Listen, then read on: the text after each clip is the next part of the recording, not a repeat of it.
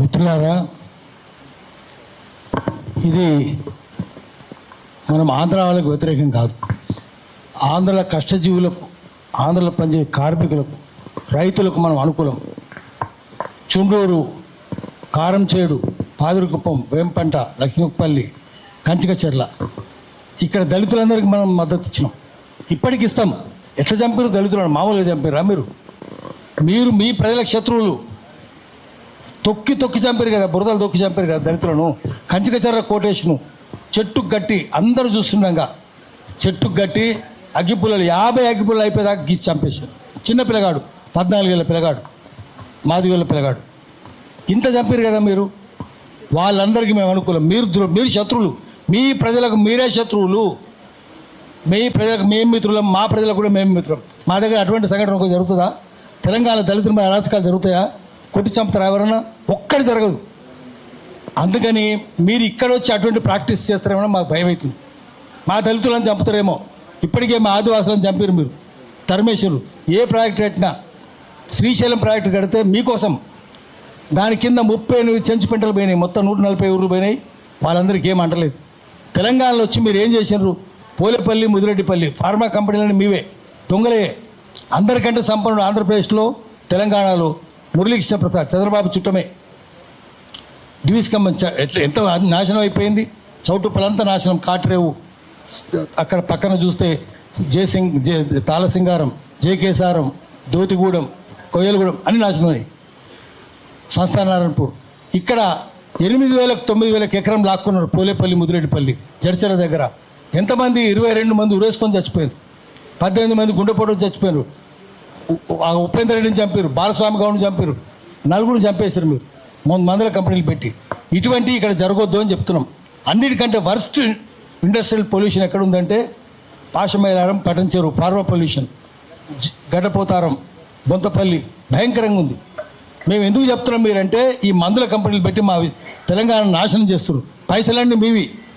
మీరు అమెరికాలో ఉంటారు, మీ పిల్లలు అమెరికాలో ఉంటారు, లేదా ఆంధ్రాలో ఉంటారు. తెలంగాణ నాశనం అవుతుంది. ఇప్పుడు మీరు ఇదే చూస్తున్నాం కదా, డివిస్ కంపెనీ పోయి విశాఖపట్నంలో పెట్టింది, అక్కడ కూడా నాశనం అవుతుంది. అక్కడ ఇంకా అన్యాయం చేస్తున్నారు. మేము వాళ్ళకి సానుభూతి చెప్తున్నాం. ఆ మొత్తం ఫార్మా అఫ్లియెంట్స్ అని చెత్త అంతా తీసుకొని పోయి సముద్రంలో కలుపుతున్నారు విశాఖపట్నంలో. ఇదే డివిస్ కంపెనీ. ఎట్లా పేదల భూములు ఎట్లా ఆక్కున్నారు? 55,000 ఎకరాలు భూస్వాములకు పెట్టుబడిదారులకు, కార్పొరేట్ కంపెనీలకు పంచిపెట్టిండు చంద్రబాబు నాయుడు. ఎట్లా? 99 పైసలకు ఎకరం.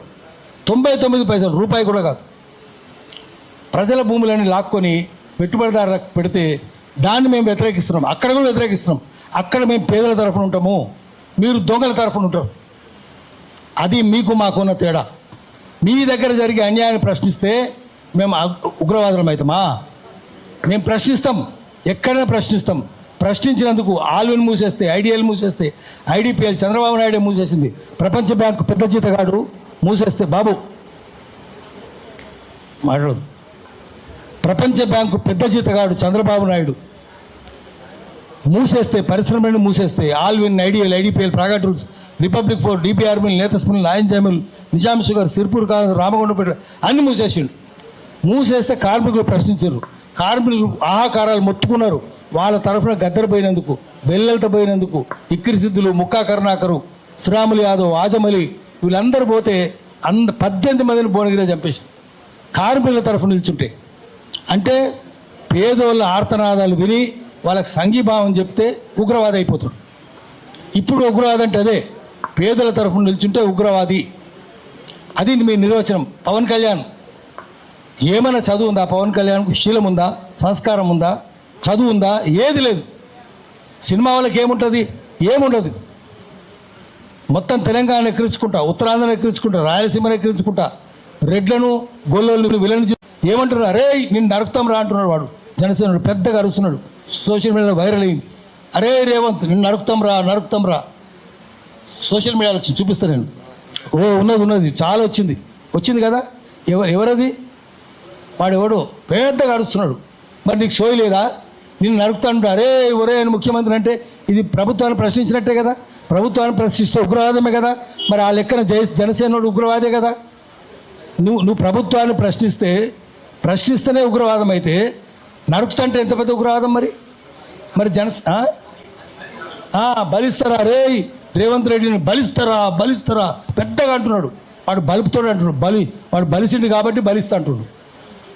మరి అట్లా ఉన్నప్పుడు మరి రామచంద్రరావుని అడగాలి, గల్లా బట్టి అడగాలి, అది ఉగ్రవాదమా కాదా? నీకు తెలివి ఉందా రామచంద్రరావుకు? అడగాలి కదా. రఘునందన్ రావు కూడా అడుగుదాం. ముఖ్యమంత్రిని బలిస్తానంటే ఒరే ముఖ్యమంత్రి రేవంత్ రెడ్డి అంటుంటే అంటే తెలంగాణ ఉండొచ్చు. అంటే నేను చెప్పేది ఏమంటే, మనము ఇక్కడ తెలంగాణలో బీజేపీ రేవంత్ రెడ్డికి మద్దతు ఇచ్చి రేవంత్ రెడ్డి ద్వారా పవన్ కళ్యాణ్ తీసుకొస్తానంటే బీజేపీ ఆత్మహత్య చేసుకుంటుంది. రాజకీయాల హత్యలు ఉంటాయి, ఆత్మహత్యలు ఉంటాయి. బీజేపీ ఆత్మహత్య చేసుకుంటారనుకుంటుంది, కాంగ్రెస్ పార్టీ కూడా ఆత్మహత్య చేసుకోవాలనుకుంటుందేమో.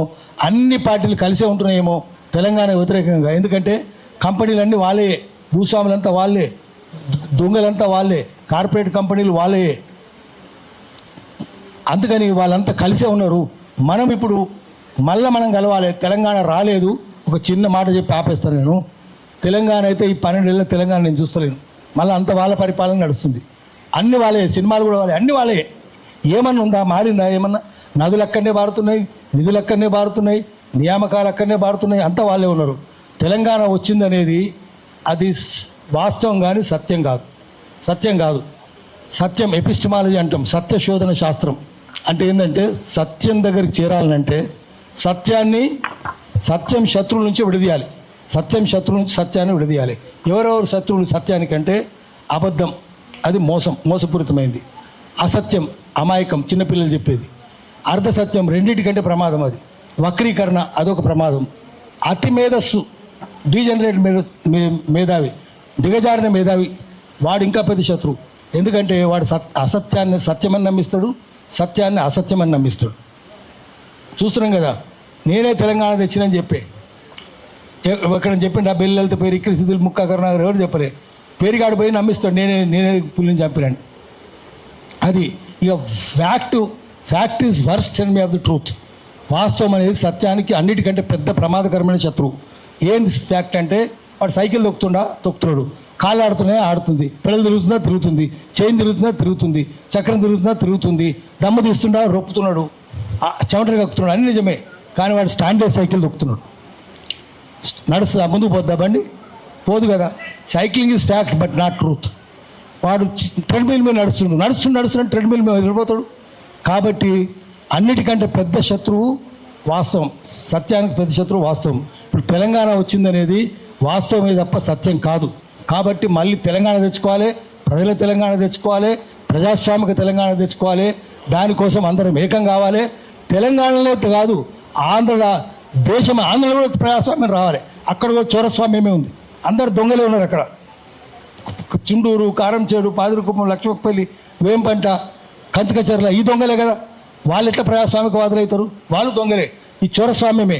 అందుకని అక్కడ కూడా మనం చేద్దాం, వాళ్ళకి మద్దతు ఇద్దాం. అక్కడ పేదలకు మద్దతు ఇద్దాం, అక్కడ ఆదివాసులకు మద్దతు ఇద్దాం, ఇక్కడ దళితులకు మద్దతు ఇద్దాం, కష్టజీవులకు, గ్రామీణాల్లో పనిచేసే వాళ్ళకు, చేతివృత్తులకి అందరికీ మద్దతు ఇద్దాం. మన దగ్గర కూడా ప్రజాస్వామ్యం తెచ్చుకుందాం.